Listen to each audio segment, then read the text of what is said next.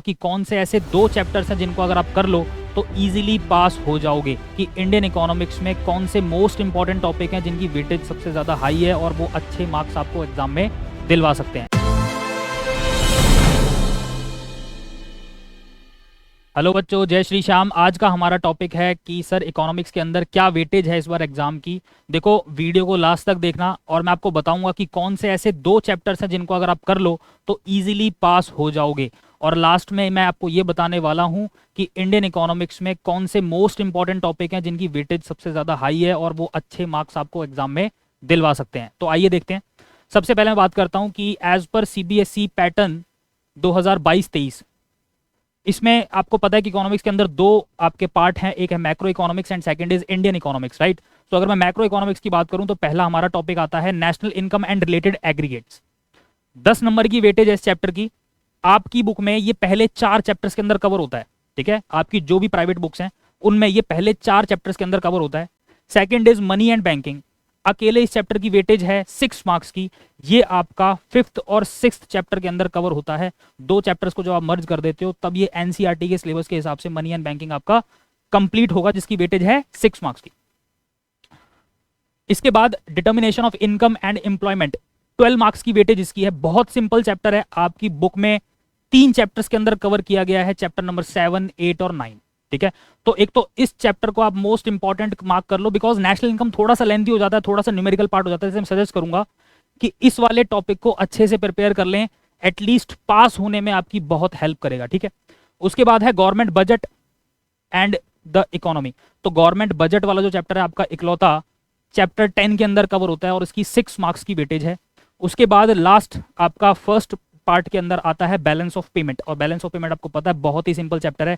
अगर चाहो तो इस चैप्टर के अंदर ऐसी पॉसिबिलिटी है, अच्छे से कर जाओ तो 1 नंबर इधर से उधर नहीं होगा। बैलेंस ऑफ पेमेंट 6 मार्क्स का आएगा। इसके बाद मैं बात कर लेता हूं इंडियन इकोनॉमिक डेवलपमेंट। तो आपकी जो इंडियन इको की जो बुक है, जो कि आपका सेकंड पार्ट है, उसके अंदर आपका पहला चैप्टर आता है development experience 1947 to 90 and economic reforms 1991।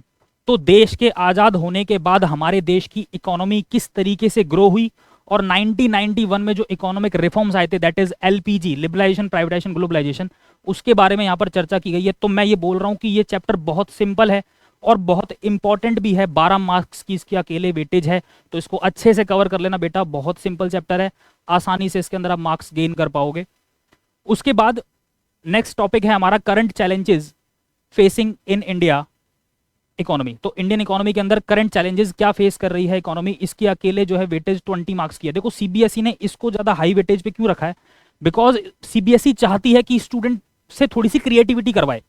वो चाहते हैं कि स्टूडेंट थोड़ी सी रिसर्च करे कि करंट सिनेरियो क्या चल रहा है इंडियन इको के अंदर, इकोनॉमिक्स हमारी किस पोजीशन में है, उनको पता होना चाहिए। तो मतलब कहने का है यहां पर कुछ भी डायनामिक सिचुएशन क्रिएट कर सकते हैं क्वेश्चन पेपर के अंदर, ठीक है, सीबीएसई की तरफ से।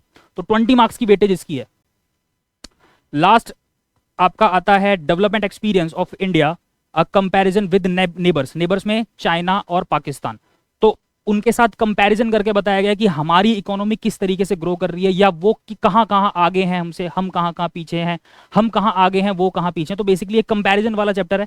8 मार्क्स की वेटेज इसकी है, तो ये भी बड़ा सिंपल चैप्टर हो जाता है, तो इसके अंदर भी मार्क्स कटने के बड़ी कम गुंजाइश है। उसके बाद मैंने आपको बताया कि सीबीएसई चाहती है कि स्टूडेंट थोड़ा सा डायनामिकली सोचना स्टार्ट करे related to syllabus, related to subjects, right. आपने कॉमर्स लिए तो कॉमर्स तो ऑटोमेटिकली एक डायनामिक सब्जेक्ट है, जिसमें आप थोड़ा सा ड्रास्टिकली और वास्ट सिनेरियो में सोच सकते हो कि प्रेजेंट सिनेरियो क्या चल रहा है। और प्रेजेंट सिनेरियो में सबसे इंपॉर्टेंट डीमोनेटाइजेशन एंड जीएसटी।